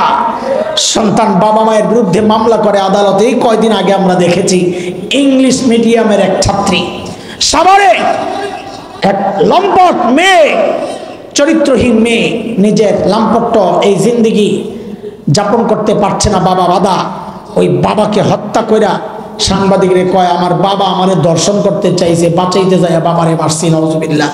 অথচ সিসি ক্যামেরায় দেখা গেছে অপরাধী সে নিজেই। কারণ কি? ওই যে শুরুতে বলেছি, দুনিয়ার সমস্ত সমস্যার মৌলিক কারণ দুইটা। এক, দ্বীনি শিক্ষা না থাকা, দুই, চারিত্রিক অধঃপতন। এটা যত দ্রুত বুঝবেন তত বেঁচে যাবেন, দুনিয়াতেও বেঁচে যাবেন, আখিরাতেও ইনশাআল্লাহ তাআলা। আল্লাহ তাআলা আমাদের সবাইকে কোরআনের সাথে সম্পৃক্ত হওয়ার তৌফিক দান করেন, দ্বীনি শিক্ষার সাথে সম্পৃক্ত হওয়ার তৌফিক দান করেন। আমিন।